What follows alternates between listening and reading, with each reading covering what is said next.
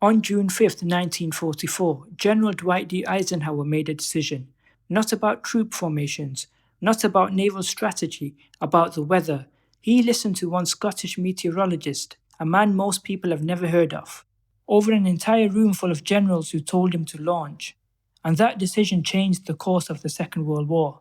Pressure is about those 72 hours, and it is far more gripping than a film about a weather forecast has any right to be. Here's the setup. It's June 1944. The Allied forces are massed on the English coast, ready to launch the largest seaborne invasion in human history. Operation Overlord, the Normandy landings. The weather window is closing. General Eisenhower needs a launch date. Captain James Stagg, played by Andrew Scott, is the Scottish meteorologist tasked with giving him one. The problem is that Stagg's forecast disagrees with everyone else's. The American meteorologist Irving Crick, played by Chris Messina, is reading the data completely differently and telling Eisenhower exactly what he wants to hear. Go now, the weather will hold. Stagg is telling him the opposite. A storm is coming. Launch now and you could lose the invasion and the war before it begins. That's the entire film. 2 men, 1 map, 72 hours, the fate of the free world. It's based on David Haig's 2014 stage play, which ran at the Edinburgh Festival and later transferred to the West End, and the stage play DNA is visible throughout, mostly as a strength, occasionally as a limitation. More on that in a moment. Let me start with what the film gets completely right, because it gets the most important things completely right. Andrew Scott is extraordinary. Stagg is not an easy character. He's precise, rigid, socially uncomfortable, and absolutely certain he's correct in a room full of powerful men who want him to be wrong. Scott plays all of that without making Stagg sympathetic in the obvious way. He doesn't soften him. He doesn't give him movie star charm. He gives him something rarer, a dower, steely integrity that you would actually trust with your life. There's a scene where Stagg faces down a room full of generals who are visibly furious at him and he doesn't flinch. Not because he's brave, but because the data is the data and he simply cannot pretend otherwise. It's one of the best pieces of screen acting this year. Brendan Fraser continues to remind us why his comeback was never just about the whale. His Eisenhower is not the confident history book general most people picture. This is a man buckling under the specific weight of a decision that no military training has prepared him for. Knowing that if he's wrong, thousands of young men die. Fraser plays the anxiety and self-doubt with a visible physicality, and his scenes with Scott have a genuine charge to them. These are 2 men who need each other and resist each other at the same time. Kerry Condon as Kay Summersby is doing what Kerry Condon always does, making the most of every frame she's in, ego wrangling and machismo countering with a level-headedness that anchors the film's more theatrical moments. Damian Lewis as Field Marshal Montgomery brings exactly the right kind of imperious, barely concealed anxiety. The ensemble is uniformly strong. Volker Bertelmann's score, he won the Oscar for All Quiet on the Western Front, is doing quiet, immense work underneath everything. It never tells you how to feel. It sits beneath the tension like the low-pressure system Stagg is tracking.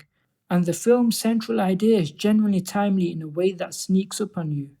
This is a story about what happens when you listen to the expert who tells you something you don't want to hear, in a room full of people who prefer the answer that's easy to accept. That's not just a World War II story. Now here's where I have to be honest, because the film doesn't always trust itself. The stage play origins show most clearly in the melodrama that gets layered on top of what is already a compelling enough story. James Stagg's pregnant wife Liz is at home about to give birth. Communications are cut off, and at one point he learns there's been an attack near her location. It's not that this is historically inaccurate. It may well be true. It's that the film doesn't need it. The drama of a man standing in a room telling the supreme commander of the Allied forces that he's wrong about the weather is already extraordinary enough.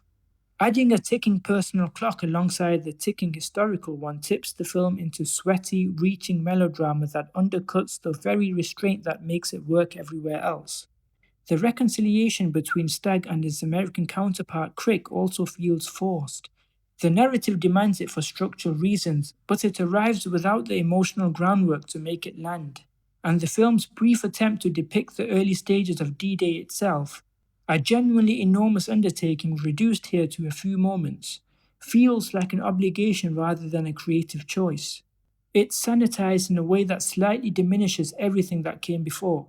These aren't fatal flaws, but they are the difference between a very good film and a great one. Pressure is very good. With a tighter screenplay, it could have been exceptional. Here's where I land.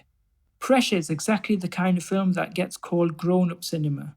And for once, that phrase isn't a backhanded compliment.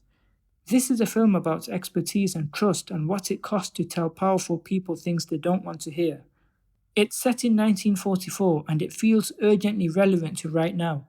The screenplay is occasionally too neat, too melodramatic, too eager to add personal stakes to a story that already has the highest possible stakes built into the historical record.